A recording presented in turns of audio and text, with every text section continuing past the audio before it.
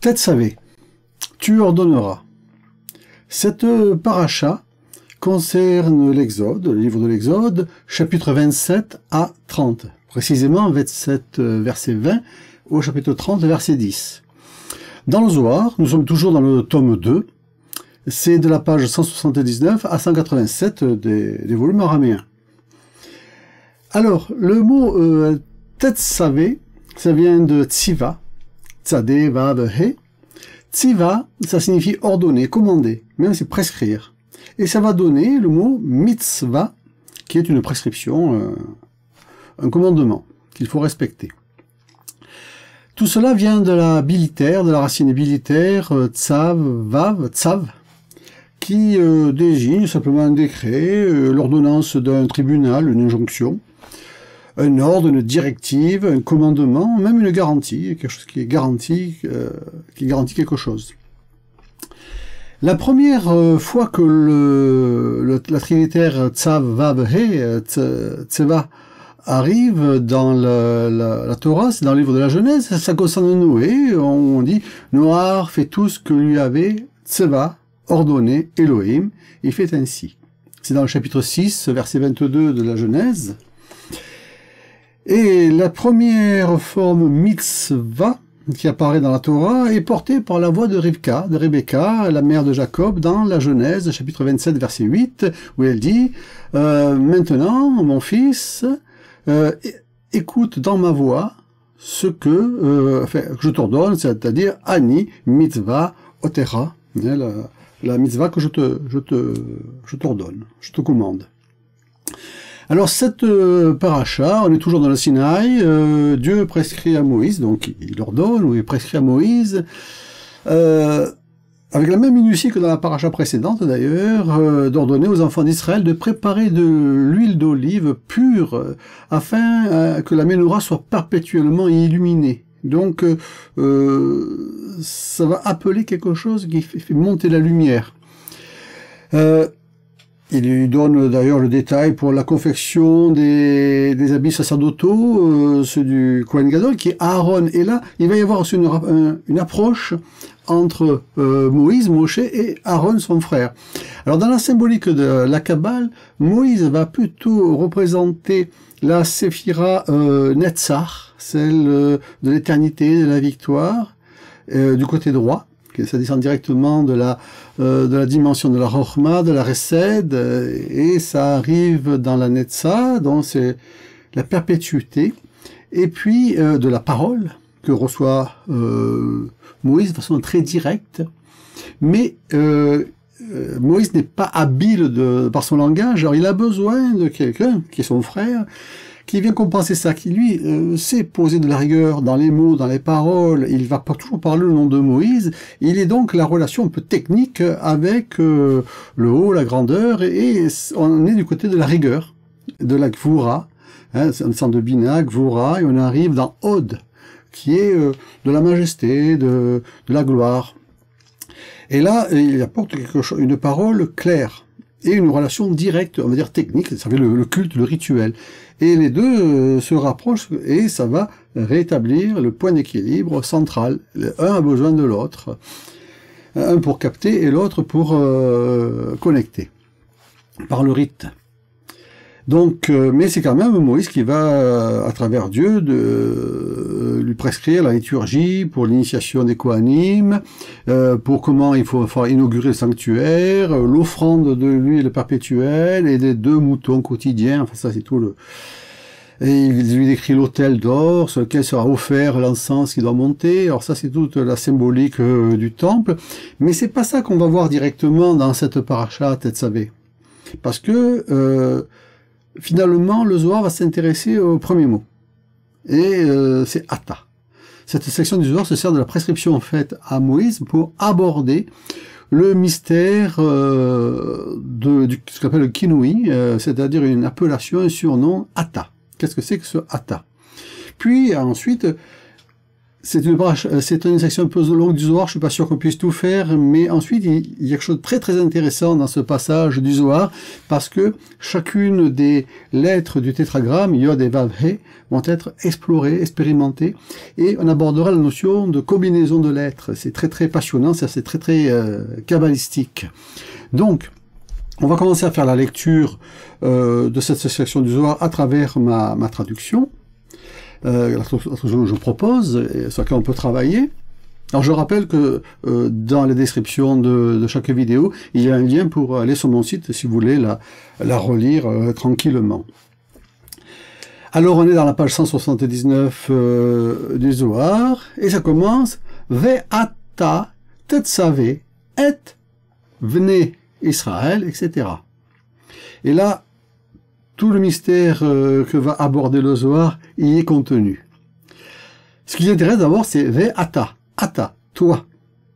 Ce toi, c'est un mot simple, hein, hani, moi, ata, toi, c'est très très simple. Non, dans la mystique, chaque mot a sa valeur, ce sont des qualificatifs, des attributs, des midot. Et si on prend le code qui nous est donné dans Shareora, les portes de la lumière de Joseph Jikatiya, eh bien, on apprend que ata concerne la Séphira Tiferet, qui va connecter l'en haut et l'en bas. Donc, elle a plusieurs noms, elle peut s'appeler Mishpat, elle peut s'appeler Chachamim, elle peut s'appeler Tiferet, bien sûr, Kisei Kavod, plein de noms, et il y a Ata aussi, qui est, alors, ce qu'on appelle un kinoui, c'est pas un attribut direct, c'est un surnom, hein, qui vient se mettre, et à travers chacun de ces surnoms, on va arriver au qualificatif précis et pour arriver jusqu'à l'essence même de chaque séphira. Ce sont des enveloppes.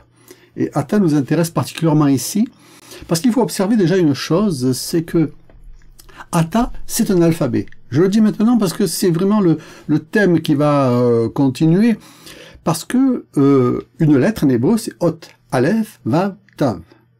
Et Ata, toi, c'est Aleph, Tav, He. C'est presque une lettre au féminin, c'est quelque chose de féminin, ata, parce qu'il y a un he à la fin. Et en araméen, la lettre ne s'appelle pas ot, mais at, simplement, aleph, tav, première et dernière lettre de l'alphabet. Hein, on contient tout en nommant la première et la dernière, et on réunit tout. L'hébreu met un vav au milieu pour bien les accrocher, mais l'araméen a quelque chose d'intéressant qu'on va voir. Donc, ça serait une lettre avec un he, un souffle de vie supplémentaire.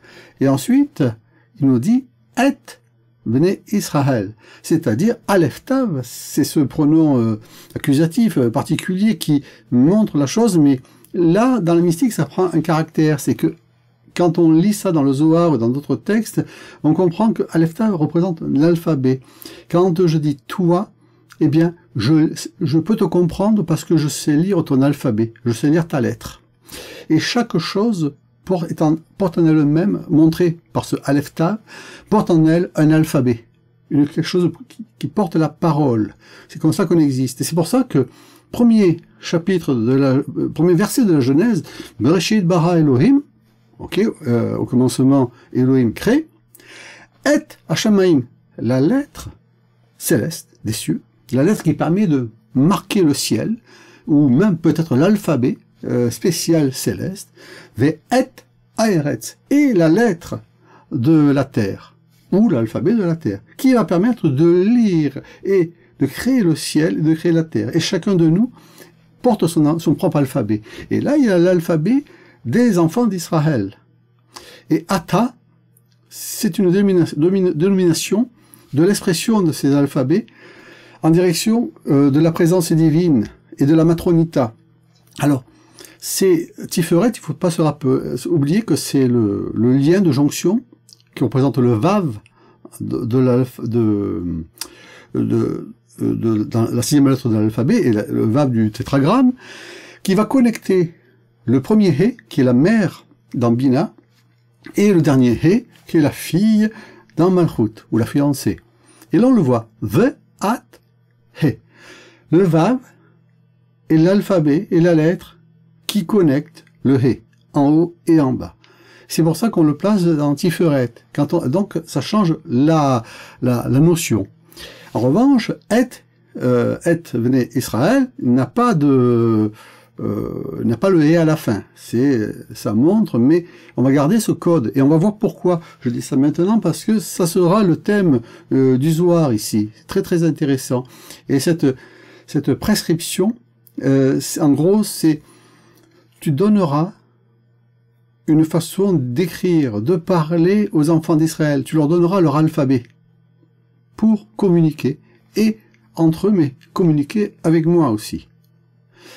Alors, donc le passage nous dit « Et tu, Ata, ordonneras et aux enfants d'Israël ». Alors là, on est dans l'Exode chapitre 27, verset 20, hein, c'est le premier verset. Et là, il rajoute un passage, c'est Exode chapitre 28, verset 1, c'est un peu plus loin.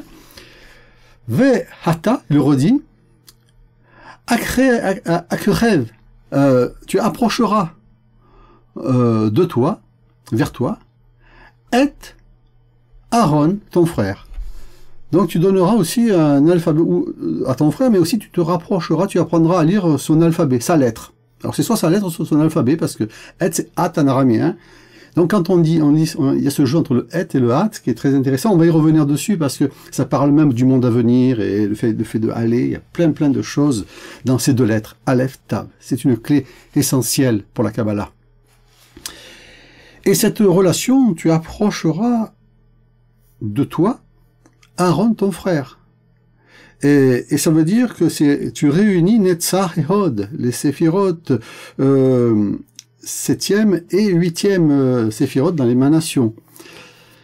Et il y a aussi ce mot Krev, on va le noter ici, je vais même le surligner ici, Kof Resh Bet, Krev, c'est proche, c'est presque viscéral, c'est rentrer dans les profondeurs, c'est attraper profondément, c'est s'approcher de quelque chose, c'est s'approcher de l'autel, du temple pour y déposer son offrande, c'est le korban, et aussi Krav, il y a presque de la lutte dedans, parce que c'est quand on est très proche, c'est la lutte de Jacob avec son adversaire, le Krav, ça donne Krav Maga, c'est l'art de combat israélien, on est quelque chose de rapproché. Hein, voilà, c'est comme ça qu'on va le voir. C'est très viscéral, profond, on rentre dans les profondeurs. Donc, on le met de côté, celui-là. Rabbi Chia a dit, pourquoi toi, Ata, est utilisé en chaque endroit? Car il est écrit, et toi, Ve'ata, approche de toi. C'est presque, c'est redondant, on pourrait dire, approche de toi. Et Ata, parlera à tous les sages de cœur. Ça, c'est l'Exode chapitre 28, verset 3. C'est une très belle expression, hein. C'est Rachmelev. C'est ici Rachmelev. Les sages du cœur. C'est-à-dire dont le cœur est tourné vers le haut, vers la chorma, vers la sagesse. Et qui trouvent leur équilibre, leur soutien, qui est sur la parole de Moïse et sur le rite de Aaron. Et tu, Ata, ordonnera aux enfants d'Israël. Ça on l'a vu. Toi, Ata, prends pour toi des parfums entêtants, de la myrrhe distillée. Alors, comme ça je le traduis, c'est chapitre 30, verset 23 de l'Exode, toujours dans l'Exode. J'ai mis ou deux parce que c'est l'air. Il y a le lamed devant, hein, c'est car, l'air, lecha. Donc c'est toi, prends pour toi ou de toi. Alors c'est soit tu le prends pour toi, ou alors tu fais sortir de toi. Comme si tu étais à un hôtel de parfum et tu fais sortir ton odeur de sainteté. Donc on pourrait le prendre comme ça. Et puis, il y a cette notion de myrrhe. Alors c'est mar dror. Mardror, dror, c'est de la liberté, c'est des fleuves qui montent comme ça. Alors, il y en a qui vont traduire par de la myrrhe liquide. Mais comme c'est de liberté, je dis que c'est distillé, c'est presque de l'essence de myrrhe. C'est pas la myrrhe, parce que la myrrhe de ce monde-ci, c'est l'eau, la mazé, c'est en bas. Et là, c'est l'effluve qui doit monter. Donc, c'est d'une essence, et c'est subtil. C'est pour ça que j'ai marqué distillé. Et les parfums, en plus, c'est quelque chose de céleste. On peut observer le mot bessamim ici. Bessamim, c'est les parfums, c'est les arômes. Mais les bessamim, ce sont, on peut le lire, shamaim. On bouge le petit point sur le shin et samim devient shamaim. Ça veut dire dans les cieux, roche. Hein, donc c'est parfum entêtant, mais dans les cieux, à la tête comme ça, tu fais monter... tu te distilles, tu fais sortir de toi ce parfum de myrrhe. Alors, il y a des codes là-dedans, ça va être difficile de tout voir parce que cette section du Zohar, elle est d'une densité énorme au niveau de ces codes. Quelques notions de Gematria déjà. On sait déjà que Ata, Aleph Tav He, a une Gematria de 406. Elle est connue pour être celle de Hani El Shaddai. Je suis El Shaddai. Donc il y a quelque chose de puissant là-dedans. Ensuite, j'ai dit que Moïse, il n'avait pas langue agile. En fait, on n'était pas très à l'aise avec l'hébreu d'ailleurs, sans doute parce qu'il était élevé par des Égyptiens, peut-être qu'il ne parlait pas si bien que ça l'hébreu, mais il a langue kavad, lourde. Alors, certains disent qu'il était bègue. Enfin, ça, c'est des commentaires. Mais en tout cas, celui qui parlait clair, c'était Aaron. Donc, c'est celui qui porte la parole. Il se trouve que Aaron, Aleph, He, Resh, Vav, a une Gematria de 256, qui est la Gematria de Amira, qui est la parole, le discours. Mais aussi de Devarim, les paroles, comme les Ser Devarim, les 10 paroles. Donc, il y a vraiment dans son nom quelque chose de lié au verbe, à la parole, à rendre clair les mots. Ça, c'est pour ce qu'on vient de voir. Et puis, il y a notre histoire de myrrhe. La myrrhe, même Resh, hein, c'est un mot très très simple, c'est lié à l'amertume d'ailleurs, hein, mar, c'est amertume aussi. Même Resh, ça fait 240, 40 et 200, 240. Il se trouve, je le dis parce qu'on va rencontrer le mot un peu plus loin, il se trouve que 240 est la Gematria de Ruach Hashem, Ruach Yod Evav He, l'esprit ou le souffle de Hashem, de Yod Evav He. Ça, c'est important pour la suite. Ça veut dire que celui qui est sage de cœur, qui est dans cette connexion, on va voir des séphirotes supérieures en équilibre, parce que l'équilibre étant, on va dire, Netzahod, Moïse, Aaron est bien placé, la connexion à la sagesse est ouverte, et à ce moment-là, le parfum de sainteté, la myrrhe distillée, non pas son amertume, mais sa forme libérée, hein, peut monter. Et ça va connecter ou laisser passer la Ruach Hashem. On va le voir, ça. Mais tout est dissimulé dans un secret surnaturel afin de lui associer la Shekhinah. Parce que c'est ça, dans Ata, il y a At, les deux lettres essentielles de l'alphabet, mais qui est la lettre, ici en araméen, et le He, qui marque la présence de la Shekhinah, la Malchut, les profondeurs. Donc c'est par cet équilibre, Moïse, Aaron, Netzahod, que le Makom, le lieu, trouve la connexion entre l'en haut et l'en bas, il va nous le dire, entre Bina et Malchut, entre le He de l'en haut et le He de l'en bas. C'est ça, la présence. Rabbi Yitzhak dit, la lumière d'en haut et la lumière d'en bas sont associées comme une. Et oui, parce que c'est par ce Ata. Ainsi, elles sont appelées Ata. Quand il y a cette connexion entre l'en haut et l'en bas, Ata. Ça veut dire, quand je dis toi à quelqu'un en hébreu, ça veut dire que je reconnais qu'il a sa partie du corps et sa partie de l'esprit. C'est pas juste un corps matériel que j'ai devant moi, c'est tout un ensemble. Je parle pas de ton gouffre, de ton corps, mais de ton corps et de ton âme, les différents degrés de l'âme, parce que l'en haut et l'en bas, quelque part, dire Ata à quelqu'un, c'est le consacrer, lui reconnaître une sorte d'odeur de sacré.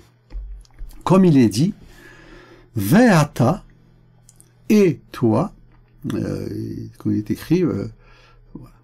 Je cherche le terme, voilà. Voilà, Ve'ata. Comme il est écrit, et toi, tu les fais vivre toutes. Alors ça, c'est dans le livre de Néhémie, chapitre 9, verset 6. C'est la relation de Tiferet. Tiferet est connectée à toutes toutes les séphirotes, en haut, en bas, à droite, à gauche, c'est ça, tout les fait vivre toutes. Ça, c'est quand il est bien placé. De la sorte, il n'est pas écrit « et approche avec et Aaron, ton frère ». Non, il y a « Ata devant ». Et ordonne aux enfants d'Israël. Non, il y a « Ata devant ». Et parle à tous les sages de cœur. Parce qu'à ce moment-là, le soleil et la lune président ensemble. C'est-à-dire, il y a une belle harmonie entre la dimension droite et la dimension gauche. C'est même Chochma et Bina qui se regardent et ouvrent le Dahat, la connaissance. Comme un, ils sont comme un. C'est-à-dire, on pourrait dire que Chochma et Bina viennent se rencontrer dans Dahat, ils ne forment qu'un. On va voir ça. Pour s'attarder sur l'artisanat de cette œuvre. Vous voyez, le mot artisanat, qui est une expression de foi, hein, c'est humanota. C'est ici. Humanota. Humanota, c'est l'artisan, c'est le romain, mais il y a la notion de emuna, de foi dedans, de cette œuvre. Rabbi Elazar dit, tel, le sage de cœur, auquel Hachem avait donné Chochma, Tevuna c'est Bina, pour Dahat. Voilà, ça c'est dans une citation de Exode chapitre 36 verset 1. Ainsi c'est ça. Le sage de cœur, c'est celui qui a le Chabad, c'est-à-dire Chochma, Bina, Dahat. C'est l'initiale des trois séphirotes. Rabbi Shimeon dit ceci, de ceci, et tu, Ata, parleras à tous les sages de cœur que j'ai rempli de l'esprit de sagesse, Ruah HaChochma. C'est très beau, c'est Exode chapitre 28, verset 3, hein, l'esprit de sagesse, Ruah, le souffle de la sagesse. Parce que, effectivement, c'est passé, hein, le souffle est passé. Il aurait fallu dire qu'ils sont remplis. Mais, ils sont remplis. Plutôt que j'ai rempli miltiv. Ce cœur de l'esprit de sagesse, ainsi qu'il est écrit, et reposera sur lui l'esprit de Hachem. C'est ce qu'on vient de voir, hein, c'est le thème qu'on vient d'observer avec la gimatria de la mire, Ruach Hachem. C'est pour ça que je l'avais préparé auparavant. C'est pourquoi il faut dire que j'ai rempli de l'esprit de sagesse. Et c'est pareil, en fait. Où passe la Ruach Hachem, passe la Ruach Chochma de sagesse, et le tout, c'est Ata. On va le comprendre. Par conséquent, ils sont... pardon, j'ai sauté. Parce que le soleil habite avec la lune et qu'il est rempli de tout. Donc c'est la relation colonne de droite, colonne de gauche, qui viennent résider ensemble, en équilibre, dans la Tiferet, à travers le Hata. Par conséquent, ils sont tous mentionnés de la sorte en chaque endroit. Rabbi Elazar dit, si c'est le cas, comment toutes ces occurrences de Ve-Hata sont-elles expliquées tout au long des versets. Alors Rabbi Shimeon lui dit, elles sont toutes définies de manière satisfaisante. Et toi, Ve-Hata, hein, c'est ici, Ve-Hata, approchera de toi. Ça, c'est la citation de départ. Pour s'unir convenablement avec lui et tirer de lui le secret du Saint-Nom. Alors, on va voir, parce que ce secret du Saint-Nom, là, ça sera une technique un peu plus kabbalistique. Et, Ve-Hata, tu parleras à tous les sages de cœur, il insiste. Car tous ne sont venus ouvrager l'œuvre du tabernacle, du Mishkan, qu'après que la Ruach HaKodesh, l'Esprit Saint, les ait remplis et les ait chuchotés subtilement. Alors ça, ça veut dire que ordonner, ce n'est pas mettre une menace pour que ça, il faut que ça passe de façon subtile. L'histoire du temple dit que les maîtres d'œuvre, les ouvriers du temple, les artisans du temple, devaient être inspirés par cette rouah, par ce souffle. Et on dit même que il n'y a aucun instrument de fer a été utilisé dans le temple, mais surtout, le Zohar nous le dira dans un autre endroit que ils arrivaient devant le bloc de pierre, ils ne savaient pas ce qu'ils devaient faire. Alors ils posaient leurs mains dessus, la rouah passer dans la pierre, et c'est la pierre qui leur disait comment elle devait être taillée et placée. Et donc ce chuchotement, c'est l'esprit subtil qui vient placer. C'est pas un plan, c'est pas l'architecte qui vient donner un ordre absolu. Il faut que ça mesure autant comme ça. Non, il faut qu'il fasse passer le souffle, les remplisse chaque artisan, et que c'est pas l'artisan qui décide comment sera le temple, mais ce sont les pierres qui vont lui dire. Et ce sera pareil dans la technique de l'être, dont on va parler un peu plus loin, qui ne demande pas qu'on impose aux lettres des mouvements. Non, non, c'est les lettres, avec leur vocalisation, avec leur son, leur souffle, qui vont donner à l'adepte, au kabbaliste, la façon dont il doit les faire tourner, les mobiliser et les évoquer. Ce n'est alors qu'ils ont ouvragé l'œuvre. Tant qu'ils n'étaient pas inspirés et qu'ils n'aient pas reçu le chuchotement, et donc cette tziva, cet ordonnancement, il est subtil. Il doit passer par le cœur. Et pour qu'il passe par le cœur, il faut qu'on soit sage de cœur, c'est-à-dire connecté. C'est alors là qu'ils ont ouvragé l'œuvre. Et tu ordonneras aux enfants d'Israël. C'est quelque chose de très très subtil. La Ruach HaKodesh qui va passer. C'est pour ça que Moïse peut le faire, parce que si c'est un ordre, c'est Aaron qui va le donner. Il dit voilà, le rite il est comme ça, il faut faire comme ça, les mesures, les midotes sont comme ça. Non, lorsque c'est Moïse, Moïse sait pas bien le dire, mais il sait le ressentir et il sait le souffler. La Ruach HaKodesh les a dirigés et a brillé sur eux. Pour ouvrager l'œuvre avec une volonté complète. Nous avons donc établi ce qui suit. Et toi, Ve'ata, prends pour toi. Donc c'est quelque chose.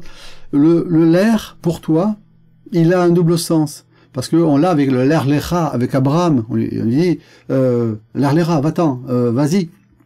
Mais ça peut dire va vers toi. Et le l'air peut être dans ce sens vers toi, de toi. Comme on fait sortir de soi la myrrhe distillée. Donc, et toi, prends pour toi. Ressens-les à l'intérieur. C'est comme ça qu'il faut faire. Et donc, Ve'ata approchera de toi. C'est ça, c'est en proximité. C'est très intime. Et toutes ces occurrences ici concernent l'œuvre du tabernacle, du Mishkan, car tout a été fait selon ce secret. Rabbi Shimeon ouvre et dit, Ve'ata, on leur a dit celui-là, Hachem, ne t'éloigne pas de moi, ô ma force, vite, à mon aide. Là, c'est le psaume 22, verset 20. On a nous ce Ve'ata, et il nous dit, Ve'ata, Hachem, c'est-à-dire et toi, et Hachem, il y a des vavé, les 4 lettres, ne font qu'un. Donc quand on dit un, on dit l'autre. Ne t'éloigne pas. Il ne s'éloigne pas, il n'abandonne pas, parce que la lumière d'en haut ne s'éloigne pas de la lumière d'en bas. C'est le hé, les deux hé qui sont intriqués, ils se répondent l'un à l'autre. Car lorsque la lumière d'en haut s'éloigne de la lumière d'en bas, chaque lumière s'obscurcit, la connexion est perdue, et n'est plus perceptible dans le monde. Alors là, on ne sait plus quoi faire des pierres, alors on les taille de façon brutale en fonction de notre propre volonté, sans que ce soit la nature et la matière qui nous parlent et qui nous disent comment elles veulent qu'on l'ouvrage, qu'on fasse l'œuvre de la nature avec elles.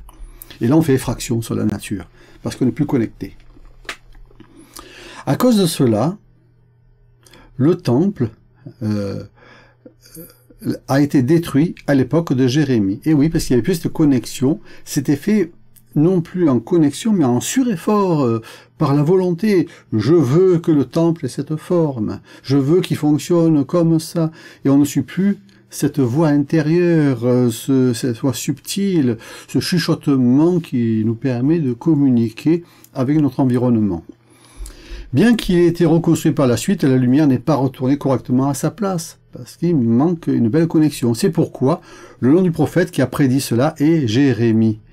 levée de la lumière d'en haut. Hein, il y a une forme de déconnexion par rapport à la lumière d'en haut. Elle n'a plus jamais éclairé correctement. Jérémie s'est levé et n'est pas revenu à sa place. Le temple a été détruit et les luminaires obscurcis. Mais le nom d'Isaïe apporta la rédemption et le retour de la lumière d'en haut à sa place. Voilà, il a reconnecté par la reconstruction du temple et assura que tous les biens de chaque lumière reviendraient comme avant. Par conséquent, les noms de ces deux prophètes sont en opposition l'un à l'autre. Le nom agit et la combinaison des lettres entre elles entraîne l'œuvre du bien comme du mal. Là, c'est un terme important parce que, alors, en araméen, c'est en jaune ici, c'est tserufa de atvan, c'est-à-dire c'est les combinaisons de lettres. Tserufa, c'est le tseruf, c'est l'art de combiner. C'est tseruf otiot en hébreu. C'est une méthode très chère à Abraham Aboulafia, qui avait du XIIIe siècle, qui a fait toute son œuvre autour de cela, des combinaisons de lettres, des vocalisations, des rotations. Et là, on est au cœur même de cet enseignement-là, à croire que Moshe de Léon a croisé Abraham Aboulafia. Et il y aura les combinaisons des 4 lettres du nom de Dieu, mais on peut combiner toutes les lettres. Le mot tserouf, hein, Tsadé, Resh, Vav, Fe, et il y a le Aleph pour le raméen, ça vient de tsaraf, qui veut dire purifier aussi, nettoyer, épurer, parce qu'en combinant les lettres, on va se nettoyer, on va se purifier, on va se remettre en ordre, on va faire le tikkun. Mais on l'a dans le livre de Malachie, par exemple, dans Esh Metzaref, qui est le feu du fondeur, et qui va parler de tserouf, tsaraf, purifier le métal, argent, pour enlever toutes les scories, enfin, en le faisant cuire, on fait monter les scories, on enlève toutes les scories, les clipotes, les sigim, les scories, et ça fait partie, ça contribue à la purification. Donc l'art combinatoire de la Kabbale des lettres, eh bien, va participer à la reconstruction du temple, qui est notre propre temple, notre propre œuvre, mais il ne faut pas le faire par effraction, il faut se laisser ordonner par les lettres qui vont participer à cette construction. Mais alors, on va voir ça, c'est très très important d'observer cela.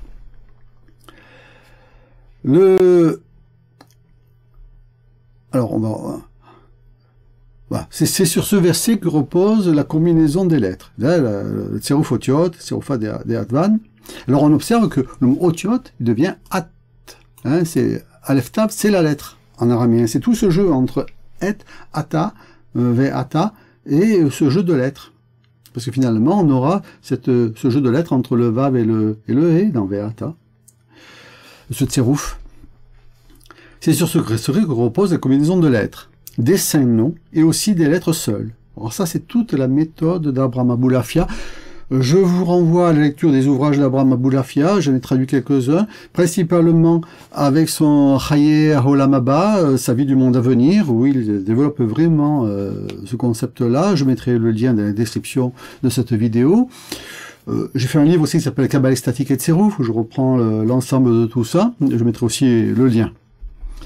Elles font apparaître des secrets suprêmes selon la signification du saint nom, car les lettres elles-mêmes laissent apparaître en elles des secrets saints et suprêmes. Et ça, c'est tout le jeu de lettres. Chaque lettre est un monde, un univers par elle-même, une puissance, mais elle a besoin de l'autre, de Hata. Hein. Hani a besoin de Hata pour exprimer ce qu'il est. Ainsi qu'il faut au moins 2 lettres qui se parlent, qui se renvoient la lumière, comme les séphirotes, pour faire sortir quelque chose. Et c'est la base du langage bilitaire, et ensuite on peut travailler avec 3 lettres, on fait beaucoup ça. Je vous montrerai une roue. Et ça va faire sortir tous ces mystères, tous ces secrets enfouis dans chacune de ces lettres. Mais pour qu'un secret sorte, il faut une autre lettre. Il faut les faire parler. Là, il va rentrer dans la dimension du Yod, du He et du Vav. Alors ça, c'est une partie très intéressante. Je ne suis pas sûr qu'on puisse la faire entièrement, mais le Zohar va détailler les 4 lettres du nom, va apporter quelques mystères, quelques secrets dessus. Mais quelque part, il y a cette idée du tserouf des lettres. Il va falloir les combiner. Alors ce que je voudrais vous faire observer. Alors ça, c'est une méthode d'Abraham Aboulafia. J'affiche par exemple cette roue. Voilà, cette roue qui est une roue Abgad. Il y a le début, le milieu et la fin. Il va en parler. Hein, il y a 3 roues, c'est une racine trilitaire. Et le Abgad consiste à prendre une lettre et mettre la suivante derrière. Et donc là, on a 3 alphabets qui tournent ensemble, comme ça. Et là, ça permet, par exemple, regardez en rouge, il y a les 3 lettres Aleph, Tav, He. Je les ai ordonnées comme ça pour donner l'exemple. C'est Hata. Si je fais 1, 2, 3, 4, 5, pas vers la gauche, hein, eh bien, j'ai Vav, He, Yod. C'est-à-dire, j'ai le tétragramme, les 3 lettres fondamentales, Yod et Vav, à l'envers. Elles sont en violette ici.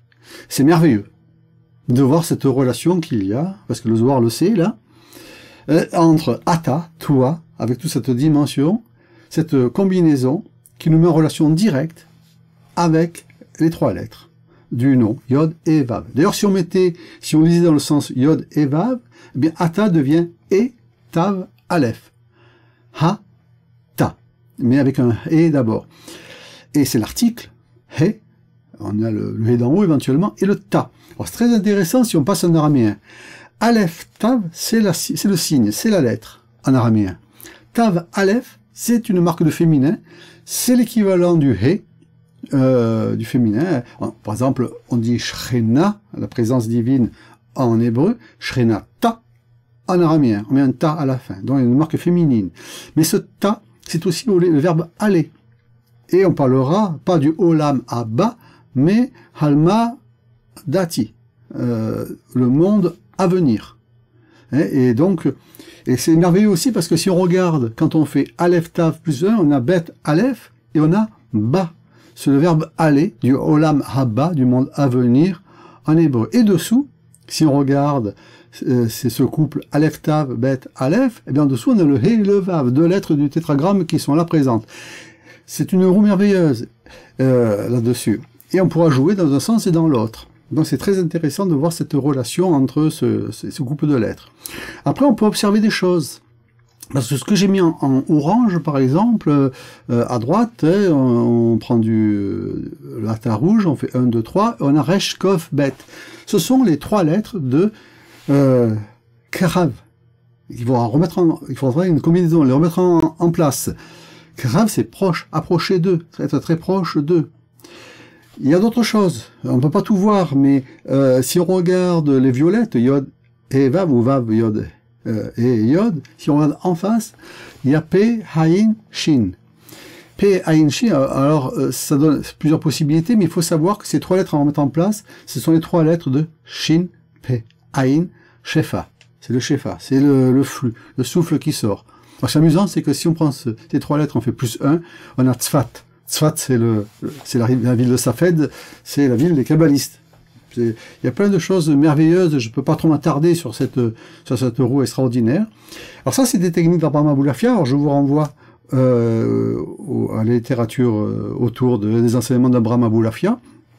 Et ça donne un exercice de vocalisation, parce qu'on verra qu'il y a des piliers, il va nous donner 9 piliers ou 5 piliers, ce sont des voyelles, on va y venir dessus, et ces voyelles permettent de vocaliser, de souffler les lettres, la voyelle et de la roar du souffle que l'on met sur les lettres pour la faire monter. Il y a le souffle de la sagesse, il y a le souffle de Hachem, et il y a le souffle pour la lettre, qui est sa vocalisation.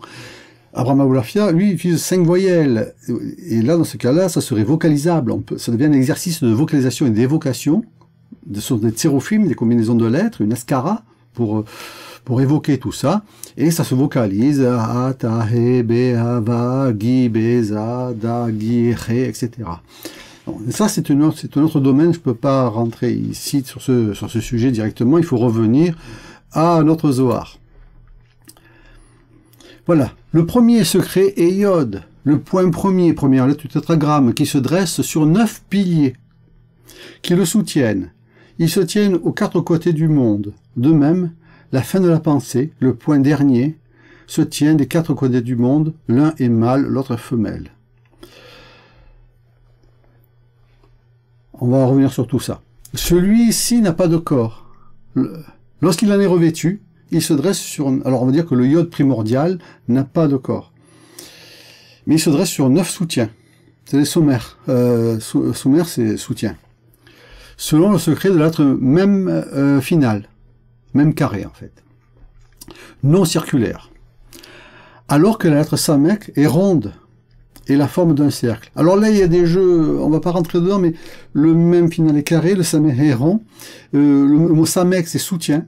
Et c'est le terme qui est utilisé, ça, soumer, c'est samarin, ce sont les soutiens, donc ce sont des samecs qui soutiennent tout ça.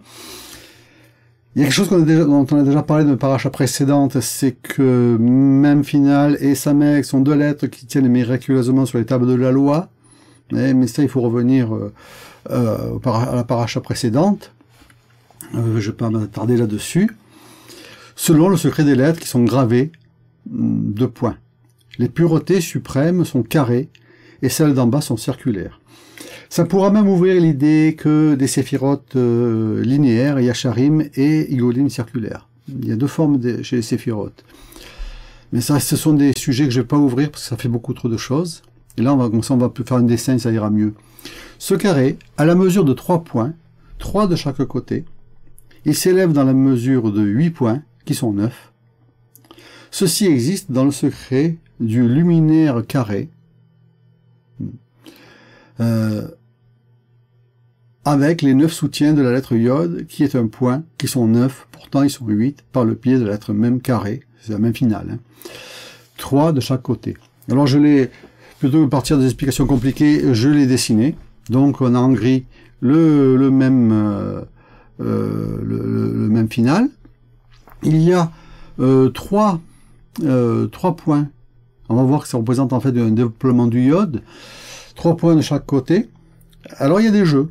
Parce que, et au milieu, il y a un point central. Alors ça veut dire qu'autour, il y a 8 points, qui sont les 8 piliers dont il paraît qui sont 9, parce qu'il y a un point central.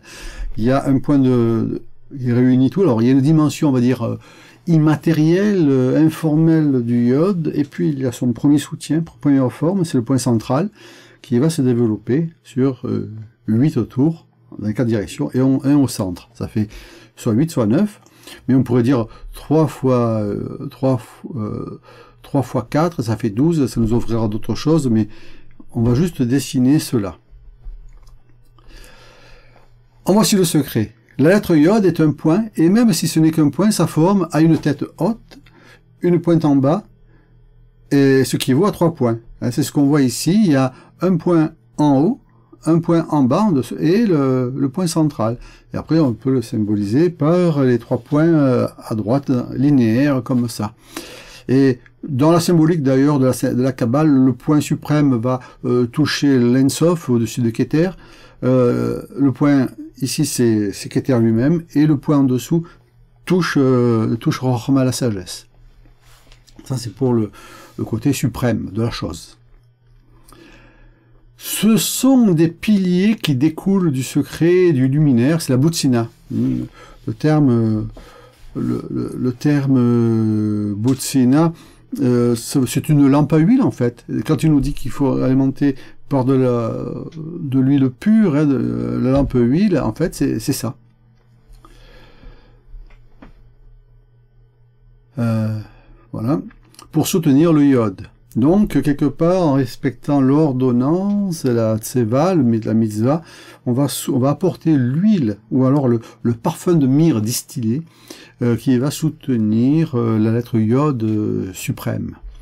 Ils sont considérés comme un char.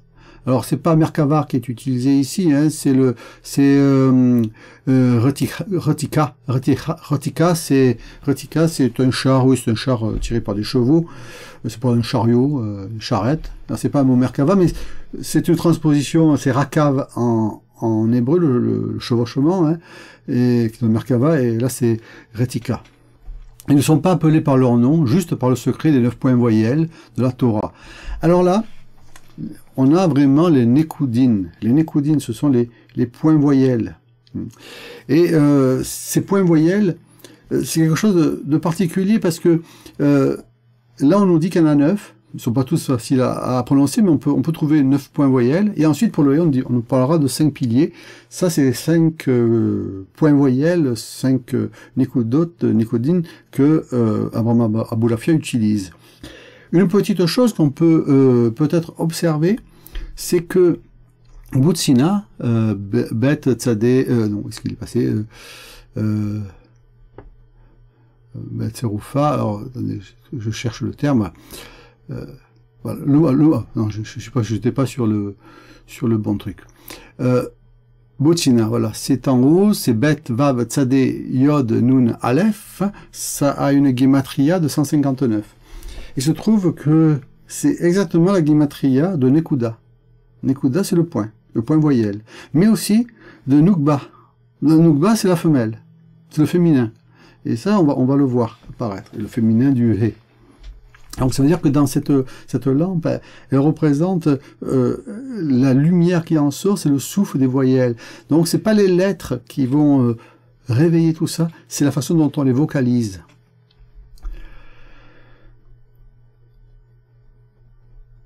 Alors, dans le secret du livre d'Adam, ces 9 points, ces 9 qui sont 8, se divisent en tséroufim, tsérouf des lettres, c'est-à-dire en combinaison de lettres du Saint-Nom. Ça, c'est ce qu'on vient de montrer. Ceci afin de les combiner, de les unir de toutes les manières. Ça, c'est l'art du tsérouf, cher à Abraham Oulafia, dont j'ai parlé. Car lorsque ces 8 qui sont 9 se meuvent, ils brillent dans l'illumination de l'être même carré final, et extrait 8 lumières qui apparaissent comme 9. Ils se répartissent en bas pour porter tout le tabernacle. Ce sont des techniques de lettres qui sont données là, en fait, qu'il va falloir apprendre à vocaliser. Non, mais il faut comprendre qu'il y a tout un élément symbolique subtil ici. Ils sont la combinaison, la tséroufa du Saint-Nom, par le secret des 72 lettres gravées issues du secret des 3 couleurs. Alors là, on est dans le livre de l'Exode. Il faut savoir que dans le chapitre 14, versets 19, 20 et 21, la sortie d'Égypte, l'ouverture de la mer, la nuée qui va d'un côté des Égyptiens, côté des Hébreux, en fait, ces 3 versets ont chacun 72 lettres. C'est assez connu, c'est toute la Kabbale est fondée aussi là-dessus. Le premier verset, c'est, il va de droite à gauche, le deuxième de gauche à droite, et le troisième revient. Donc en fait, on les écrit par un système de boustrophédon, de droite à gauche à droite, et après, par le milieu, on lit. Et ça donne trois niveaux. Ça nous donne 72 noms de 3 lettres, ça forme ce qu'on appelle le Shem Memforash. Il y a début, milieu et fin, ou droite, gauche et milieu. Et ce sont les trois niveaux de lettres qu'on peut trouver ici.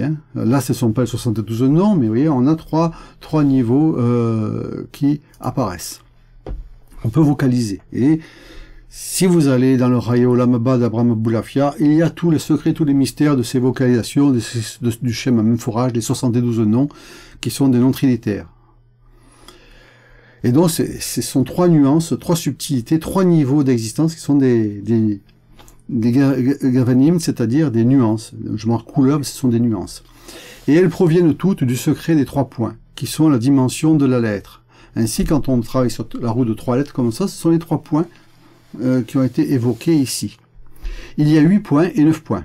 Ce sont 12 points suprêmes, 3 de chaque côté. Et oui, si on fait 3 fois 4, ça fait 12. C'est pas ce qu'on compte dans le schéma, mais c'est comme ça. De là, ils descendent en 12 vers 6 côtés. Et oui, alors 6 fois 12, ça fait 72. Voilà. Lorsque ces 12 sont gravés sur 6 extrémités, ils sont 72, secrets du Saint-Nom de 72, ils sont un Saint-Nom. C'est le grand nom de Dieu, c'est celui qui a permis la sortie d'Égypte, celui de la libération spirituelle, de la montée des 50 portes, mais il va falloir les ordonner. Parce que c'est ça, quand on dit tu ordonneras, c'est pas qu'un ordre, il va falloir trouver le bon ordre. Il faut ordonner les lettres du nom pour le reconstruire, comme on va mettre de l'ordre dans les pierres du temple.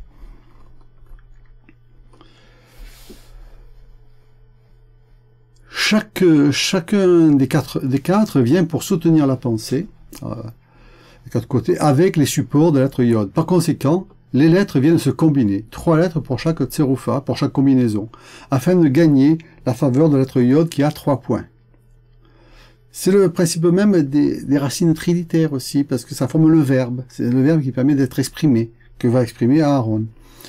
Comme nous l'avons dit, Ainsi, la combinaison provient uniquement de l'essence et de la racine du secret des soutiens de la lettre Yod, selon le secret de la lettre Mem carré. 9 points, 8 points, 12 points, 72 points, c'est ce qu'il nous expliquait. Hein. Il y a 3 x 4, 12, 12 qui vont dans 6 directions de l'espace, 6 fois, etc. Il y a des exercices donnés par Abraham Aboulafia dans son Raya Olam Haba, il partage ça même en 24 roues. C'est un sujet complexe et très très large. Tout cela relève du même secret et existe par le luminaire, le Boutsina, comme nous l'avons dit, pour soutenir chaque lettre. Et les supports, c'est-à-dire que chaque voyelle sont là pour soutenir, éveiller, élever les lettres. Parce que les lettres sont des consonnes. Elles ne peuvent pas bouger sans les voyelles, sans le souffle, sans la rouar qui vient souffler. On pourrait dire que quand on regarde le premier chapitre de la Genèse, Bereshit bara Elohim et Hashamayim, alors Elohim a les alphabets du ciel, de la terre, il a toutes les lettres pour créer le monde. Il lui manque une chose, c'est la Ruach d'Elohim. Alors au début, tant qu'elle n'est pas là, c'est l'abîme, c'est le tohu bohu, rien n'est ordonné. Et quand sort, on ne sait pas comment, cette Ruach qui vient planer d'Elohim, qui vient planer sur la surface des eaux, et à ce moment-là, Elohim prend son air comme ça et il va souffler le mot or, lumière, parce qu'il a la voyelle pour le faire.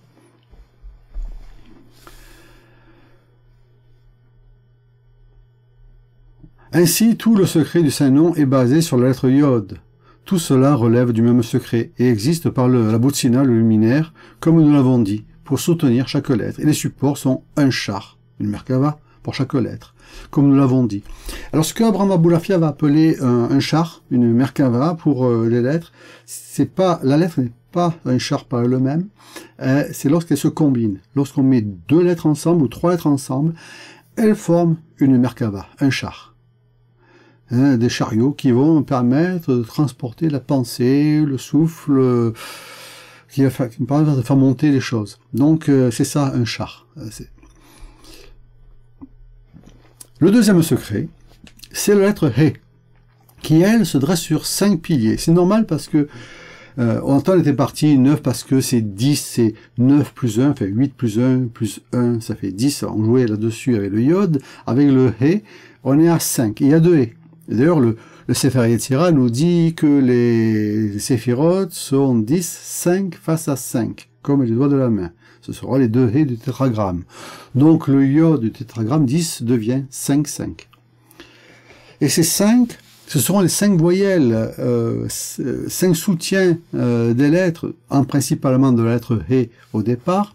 Et ce sont ce que Abraham Aboulafia appelle les 5 voyelles naturelles, O, A, E, O, A, E, I, U, qui vont être apportées au tsirouf, à la combinaison des lettres, et va former des évocations particulières où les lettres vont se mettre à chanter, se combiner, les voyelles, les lettres se combinent, et c'est toute la science du Rabbi Abraham Aboulafia.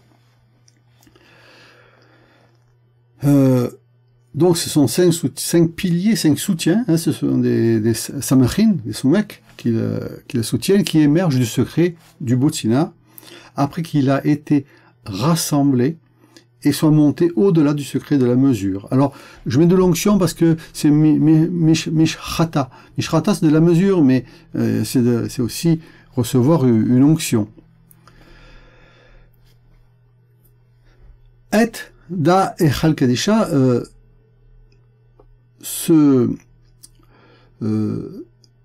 cette lettre, alors j'ai mis cette lettre est appelée Echal Kadisha, Saint Sanctuaire, on va dire le Saint Palais, on pourrait dire, le Echal c'est le palais. J'ai mis où ce Et parce que c'est le Et dont il était question dans Et Hashamayim, Et Bnei Israël, etc. Elles sont levées, mais At, ici, c'est une lettre en araméen. C'est pour ça qu'il y a ce jeu à faire. Mais, j'ai mis entre parenthèses, cette lettre est appelée Echala Kadisha. Echala Kadisha, c'est un terme qui c'est plutôt un palais. Echal, c'est plutôt un palais. Donc, c'est le palais saint. Alors, qu'est-ce que c'est que ce palais saint? Eh bien, en fait, c'est le Het. C'est le Het. Parce que avec les lettres, je peux les consacrer, je peux faire de chaque lettre une Merkava, bien sûr, un char, mais c'est aussi, je construis chaque pierre du temple est lui-même un palais. Et Aleph Tav, c'est une union qui va me permettre de fabriquer mon monde à venir, Tav Aleph Ta, qui permet d'aller, mais surtout, je vais fabriquer des petits palais saints, comme ça, je vais consacrer des combinaisons de lettres. Alors une chose qu'on peut observer, c'est que Echala Kadisha, qui est écrit ici, je le surligne ici, a une gematria de 481. 481, c'est la gematria particulière, parce que si on prend Bereshit Bara, Elohim et Hashamaim, Elohim fait l'alphabet des cieux, le et des cieux, j'enlève le et, Aleph Tav, et il reste Elohim Hashamaim. Et Elohim Hashamaim est égal à Ehal Kadisha. C'est-à-dire qu'il y a cette relation entre le Ehal Kadisha, le Saint Palais, et le Et qui est prononcé par Elohim. Donc c'est ça aussi, le secret de ce Et. Donc, en raison du point que nous avons mentionné, car tout est basé sur le secret dont nous avons parlé, celui de la lettre même carrée. Mais ici, elle n'a pas d'empreinte, c'est plutôt celle de la lettre He. Alors, il y aura des jeux entre le même et le He, parce que ça fait Ma, mais on ne va pas parler de ça ici, dont le char est fait de 5 piliers, le support est 5 piliers, 5 voyelles que nous avons mentionnés. Lorsque la lumière du luminaire illumine la lettre Yod, ça aussi brille, car à partir de cette illumination, c'est à partir de cette illumination que le luminaire a projeté ces 9 piliers dont nous avons dit qu'ils étaient faits à partir de l'illumination qui éclaire la lettre Yod. Les 3 points du Yod se déploient. 2 se surmontent, un est en tête, l'autre en est la pointe du Yod, comme nous l'avons expliqué. Là, ce sont les 3 niveaux. Commencement, fin, milieu, mais on verra qu'Abraham Aboulafia construit toute cette sérophime par ce système début, fin, milieu. Et ce sont les roues de lettres que j'ai montrées. Parce que là, je l'ai montré pour Ata, mais bien sûr, on peut écrire tout ce qu'on veut, on peut faire tourner toutes les racines qu'on veut là-dedans. Donc tout est vocalisable, toutes les racines sont vocalisables dans cette roue. Lorsque 2 points s'étendent et deviennent 3, le 1 devient 2 et devient un palais. Après que le palais soit devenu le premier point, le secret de la lettre E se cache, se dissimule et se repose sur les 5 autres. Donc, alors ça, ce sera les dimensions entre le haut et le bas. C'est quand même un texte qui reste mystérieux, mais on comprend que c'est tout ce jeu de tsérouf, de combinaison de lettres. 4 sont dissimulés en 1, avec un point entre eux au milieu. Ils sont 5 et c'est le E. De même que le E inférieur se tient sur 4, un point au-dessus de 4. C'est un peu le même principe que pour le Yod. Il y a 8 plus 1, enfin, voilà, ou encore plus 1. Debout, au milieu 2, ici il en est de même. Il se repose sur 5 supports. Alors, là il nous l'écrit, il écrit que le He, et ça s'écrit, le nombre 5 s'écrit avec le caractère He. Dans ce cas, ce point supérieur présente 2 couleurs, l'une apparente et l'autre cachée. C'est la face avant, la face arrière des parsophimes, où le He peut être révélé et caché, qu'il faut dans Malkout, donc il va falloir travailler. C'est tout le travail au centre, au cœur de Tiferet, ça. Dans le livre des secrets d'Enoch, E se tient sur 5 supports issus de la Boutina, du luminaire, puis produit 5 autres supports. Ainsi, ce E est le secret du 10. Et oui, 5 face à 5, ça fait 10. Lorsqu'il est séparé, ce E se tient sur des supports. Ce sont les 13 attributs de l'amour réunis avec un degré qui s'ajoute à eux. Voilà. Alors, les 13 attributs, ce sont les 13 attributs donnés dans la Torah, mais on peut passer, en fait, effectivement, de 10 plus 3 en haut, ça fait 13. Ou alors c'est 12 plus 1. Ces 12 piliers existent en 6. Ils sont parfois considérés comme 42 et parfois 72.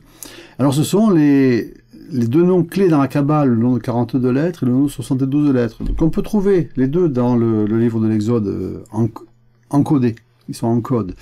72 noms de 3 lettres, et puis il y a un système de 42 lettres qu'on utilise avec 14 noms de 3 lettres aussi. C'est dans le chapitre 15. Mais lorsqu'ils descendent d'ici bas, les chemins se déploient de chaque côté, c'est-à-dire qu'il reste 40. Qui, avec les deux socles, à droite et à gauche, font 42. Les deux socles, c'est les deux supports de deux colonnes, qui sont en fait Netza et Hod, dont on a parlé, qui sont personnifiés par Moïse et Aaron. Ce sont les 42 grandes lettres suprêmes de la Torah. 40, c'est la valeur numérique de même. Il y a des grandes lettres et des petites lettres. Les grandes lettres sont en haut et les petites lettres sont en bas. Tout ce qui est en bas est à l'image de ce qui est en haut, ça c'est universel. Car il y a des noms saints, suprêmes, qui ne sont tracés que par la volonté de l'esprit et du cœur, sans aucune parole. Et oui, parce que là, il y a la dimension des lettres que l'on va vocaliser, que l'on va évoquer avec la voix, mais cette voix dépend du souffle, de la rouar, qui souffle les voyelles, qu'on n'écrit pas. Et ensuite, si on enlève cette dimension matérielle du corps de la lettre, le feu noir de la lettre, on va rentrer dans la dimension du feu blanc de la lettre, qui lui n'est plus vocal par nos cordes vocales, mais il ne peut se prononcer que par la rouar, l'esprit, et par le cœur. Et ça permet d'accéder à la rouar chorma, la roi de la sagesse. Il y a des noms saints inférieurs qui sont dessinés par la parole et en dirigent la pensée et la volonté vers eux. Donc il y a une part que l'on peut vocaliser, ce sont les noms écrits, que les noms formulés, et puis on va rentrer dans une dimension où on ne peut plus les écrire, on ne peut plus les formuler, on ne peut plus les dire avec notre voix. Il y a d'autres noms pour l'en bas. Ils sont de l'autre côté, du côté de l'impureté. Et oui, parce que l'autre côté, il y a des mauvais mots aussi, des mauvaises paroles, qui vont éteindre, qui vont nous matérialiser, nous rendre durs en bas, qui vont alimenter la clipa, le résidu de la coquille. Ceux qui ne dressent pas, mais ceux-ci ne dressent pas, ils élèvent pas, mais ils les font descendre, mais se vouent à la mauvaise œuvre d'en bas, c'est-à-dire à l'attachement à la matière, l'attachement aux passions de l'en bas, au profit d'une action involutive, pour nourrir la clipa. Car le côté impur n'est attiré que par les actions de ce monde-ci, c'est-à-dire, voilà, c'est vraiment le côté très matériel, on ne pense pas à la dimension spirituelle des choses, on ne travaille que pour la matière, afin de se souiller avec elle, comme Bilaam et ses fils du Levant, et tous ceux qui se vouent à la Setra, c'est-à-dire à l'autre côté. Ceci ne s'appuie sur aucune des lettres imprimées parmi les 22 lettres de la Torah, à l'exception de 2. Ce sont le Chet et le Kof. Alors, on va essayer de l'expliquer, ça, mais point de vue technique, le Chet nourrit la Klippa qui est en Yesod et le Kof nourrit la Klippa qui est dans Malchut. Ça, c'est un code kabbalistique. On n'en parle pas ici, mais il faut comprendre de quoi on parle. Ils soutiennent l'autre côté, avec le soutien des lettres de Sheker, le mensonge. Alors, il se trouve que dans Sheker, c'est Shin, Kof, Resh. C'est le Kof qui est entouré par le Shin et le Resh. C'est Sheker, le mensonge. Et le Chet va aussi fabriquer le mot du péché. Donc, il y a le péché et le mensonge qui seront alimentés par ces deux lettres, pour s'en approcher au plus près. C'est pourquoi, dans une louange de David, alors ça, il va nous expliquer quelque chose, il faut que vous vous tourniez vers le psaume 145 en hébreu pour comprendre ce qu'il va dire. Un vav est écrit à chaque hémistiche, c'est ça que chaque verset est partagé en 2 hémistiches, en 2 parties. À l'exception de 2 stances, les versets 8 et 18, qui n'ont pas de vav. La raison en est que le vav est le nom saint, béni soit-il. Alors si on observe ce psaume 145, chaque verset commence par les lettres de l'alphabet dans l'ordre. Et au milieu de chaque verset, il y a une petite virgule, et ça recommence avec un vav. Il y a un vav chaque fois, sauf dans 2 situations. Au 8e verset,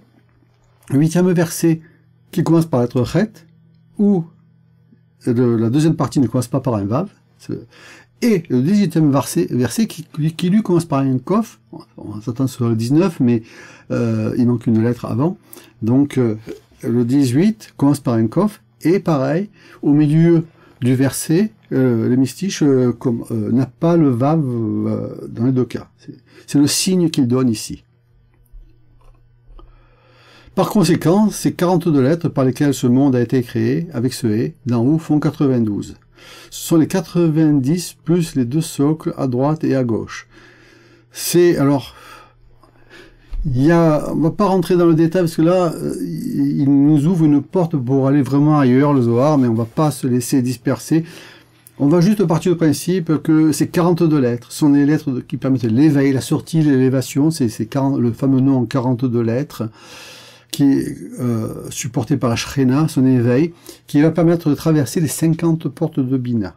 Alors, gardons juste l'idée que 42 plus 50, ça fait 92. Voilà. Mais il va jouer sur le 90 parce qu'on n'atteint pas la dernière.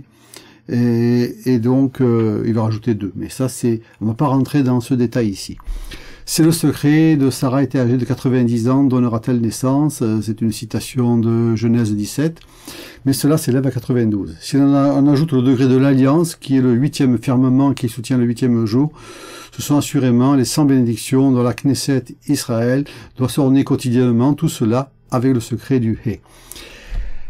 Il y a vraiment beaucoup trop de choses pour voir en détail, mais on doit chaque jour répéter 100 bénédictions, qui sont le l'air, l'era, va vers toi-même, 50 plus 50. L'air, l'era, ça vaut 100 en valeur numérique.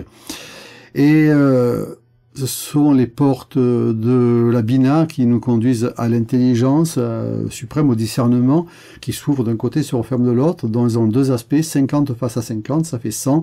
Ce sont les 100 bénédictions qui sont un hommage à l'ouverture de la nature, mais là aussi c'est un sujet supplémentaire qui demanderait une session complète. Ce est à la forme de 2 nouns. Secret de 100. Oui, la lettre de Nun a une gamétrie de 50, et il va suggérer que le Hé est formé dans sa forme par 2 lettres Nun, qui représentent les 50-50, l'air, l'era, va vers toi-même, ou va pour toi-même, et 5 supports, et 5 chars qui émergent de la boussina du luminaire, les 5 autres supports qui émergent en arrière. Donc, de chaque côté. Face avant, face arrière, c'est ce principe des partsofim, des personnifications. De la sorte, leurs formes sont comme 2 nouns finaux, avec un point au milieu. Alors ce point au milieu, il va partir du principe que c'est le vav. D'ailleurs, le vav est un point qui se tire. Il va chercher le yod et il s'étend. Donc il y a un lien entre le yod et le vav, et là il va considérer comme un point qui va lier les choses. De la sorte, leurs formes sont comme 2 nouns finaux avec un point au milieu. Alors ça, je l'ai dessiné comme ça ici. Ou alors, on peut essayer de l'intégrer dans un Hé, comme je l'ai fait pour le même. Par conséquent, il y a toujours un point, un vav qui vient unir ce qui se tient au milieu. Alors, il se trouve que ainsi, alors, il va nous donner quoi qui va. Voilà. Bon, on va pas tout voir ici, c'est beaucoup de choses sinon. On va mettre le principe du vav, du tétragramme qui réunit les 2 Hé. Yod et la mère, Hé, la fille, et le vav, le fils, le fiancé vient réunir les deux. Donc le vav a ce lien-là, et il nous dit que dans ce Hé qui vaut 5, il y a 2 nouns 50 et 50, et 100 bénédictions, plus le 6 qui vient réunir le tout. Car c'est ici qu'il est couronné, même si le Hé a d'autres secrets, il fait partie des mystères du livre d'Enoch, et en est véritablement ainsi.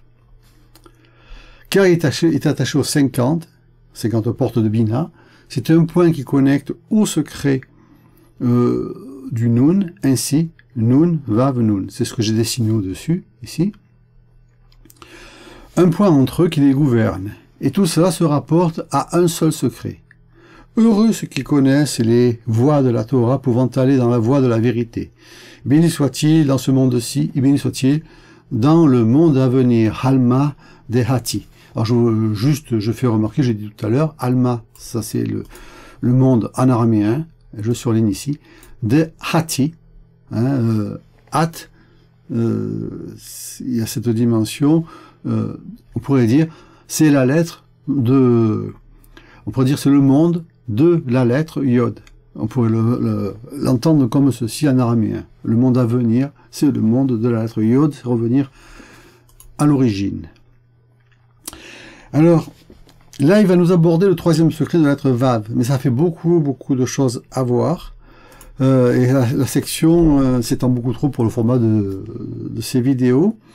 Donc ce que je ferai, je vais mettre sur mon site ma traduction de cette section avec les 3 lettres complètes. Et il y aura la description, le lien dans la description de cette vidéo. Pour tout ce qui est Tsérouf, je vous renvoie aux ouvrages d'Abraham Aboulafia. J'en ai traduit quelques-uns. Surtout Chaye Haolam Haba, la vie du monde à venir, où il y a vraiment tout. C'est un des livres les plus techniques sur ce sujet d'Abraham Aboulafia. Il en a fait d'autres, mais c'est le plus technique. Je peux aussi vous proposer mon livre qui est assez ancien maintenant, Kabbale statique et Tsérouf, où je reprends à la base ces méthodes, ces idées-là. Et je vais placer le lien dans la description de vidéo ci-dessous. Voilà pour cette section.